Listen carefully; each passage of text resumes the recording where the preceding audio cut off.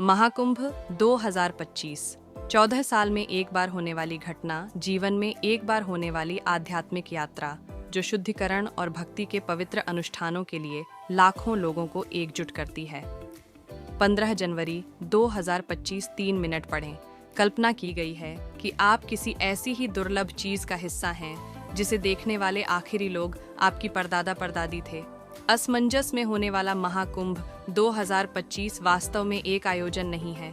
इस जिंदगी में एक बार वाला एक ऐसा नज़ारा है जो 144 साल बाद भी देखने को मिला है। अब क्या आपको इतनी अनोखी चीज याद आती है? बिल्कुल नहीं।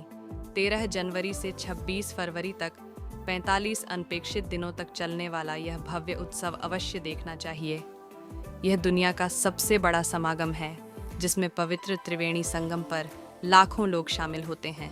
जनवरी की ठंडी सुबह के बावजूद, जब हवाएं विशेष रूप से वांछनीय और कठोर होती हैं, तीर्थयात्री संगम के बर्फीले पानी में पवित्र अवशेष होते हैं। अखंड आस्था और भक्ति का दृश्य दिल को खुश कर देता है। आपको याद है कि यह वास्तव में एक घटना नहीं है, यह वास्तव में जीवन भर का अनुभव है। कुंभ मेले की कहानी ठीक है। सबसे पहले सनातनी है कि कुंभ मेला क्या है।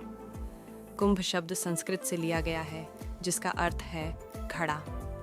अब इस भव्य उत्सव की उत्पत्ति के पीछे एक दिलचस्प कहानी है।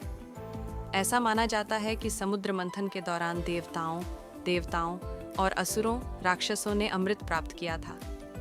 इस समय धन्वंतरी, स्वास्थ्य और आयुर्वेद के देवता अमृत का घड़ा लेकर निकले।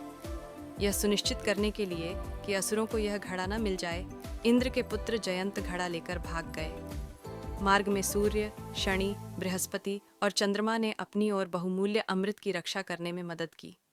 जयंत के भागते समय अमृत 4 स्थान गिर पर: हरिद्वार, नारियल, नासिक, त्र्यंबकेश्वर और मसा। वह लगातार 12 दिन तक भागते रहे। ऐसा कहा जाता है कि देवताओं का एक दिन 1 वर्ष के बराबर होता है। यही कारण है कि कुंभ मेला हर 12 वर्ष में पवित्र स्थानों पर मनाया जाता है। जो पवित्र नदियाँ गंगा संगम, जहाँ गंगा, यमुना और सरस्वती झीलें गोदावरी और क्षिप्रा के तट पर स्थित हैं। कुंभ मेले में अपने प्रकार के आधार पर अलग अलग तरह से मनाए जाने वाले त्योहार हैं। माघ कुंभ हर साल होता है। कुंभ मेला हर 3 वर्ष में होता है। अर्ध कुंभ हर 6 वर्ष में होता है। पूर्ण कुंभ हर 12 वर्ष में होता है। महाकुंभ क्या है? कुंभ मेला सूर्य, चंद्रमा और बृहस्पति की खगोलीय स्थिति के आधार पर 12 साल के चक्र का अनुसरण करता है। जब यह 12 साल का चक्र 12 बार 12 गुणा 12 छाय 12 पूरा होता है, 14 साल होता है, तो 12वें कुंभ मेले को महाकुंभ कहा जाता है, जिसे असाधारण रूप से भव्य तरीके से मनाया जाता है। कुंभ मेलों के बीच 12 साल का अंतराल बृहस्पति की कक्षा से जुड़ा हुआ है, क्योंकि इसे सूर्य के चारों ओर एक चक्कर पूरा करने में 12 साल लगते हैं। प्रयागराज ही क्यों? ऐसा कहा जाता है कि कुंभ मेले का स्थान विशिष्ट खगोलीय संरेखण द्वारा तय किया जाता है।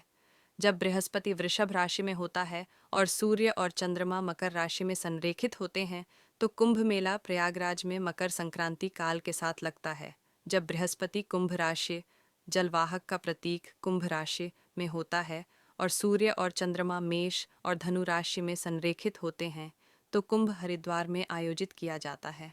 इसी प्रकार जब बृहस्पति सिंह राशि में होता है और सूर्य और चंद्रमा कर्क राशि में होते हैं, तो कुंभ नासिक और त्र्यंबकेश्वर में आयोजित किया जाता है। यही कारण है कि इसे सिंहस्थ कुंभ के रूप में भी जाना जाता है। पवित्र स्नान का महत्व यह प्रार्थना और अनुष्ठानों के लिए एक असाधारण शुभ समय है, जिसमें दुनिया भर से लाखों श्रद्धालु आते हैं। तीर्थयात्री पवित्र त्रिवेणी संगम में पवित्र डुबकी लगाते हैं। शाही स्नान के रूप में जाने जाने वाले इन पवित्र स्नान अनुष्ठानों से आत्मा को शुद्ध करने, पापों को धोने और आध्यात्मिक नवीनीकरण लाने की मान्यता है, जो उन्हें इस आयोजन का सबसे महत्वपूर्ण और विशेष क्षण बनाता है।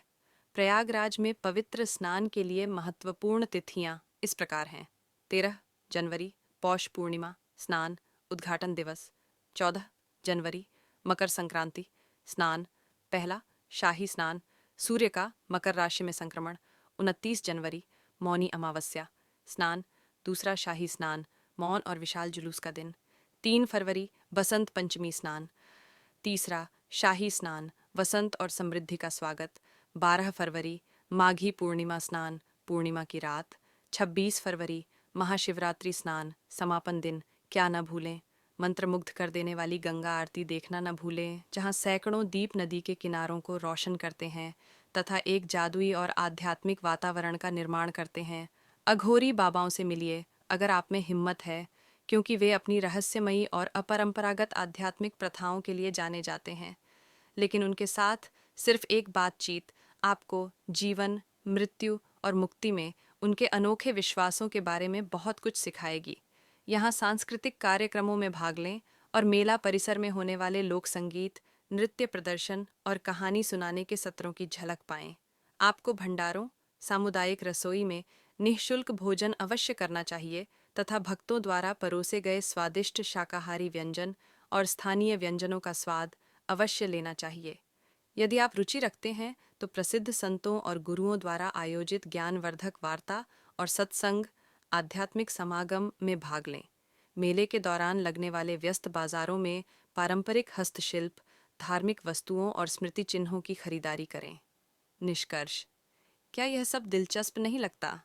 मेरा मतलब है, आप और कहाँ लाखों लोगों को एक साथ आते हुए देखेंगे, सभी इतनी गहरी भक्त।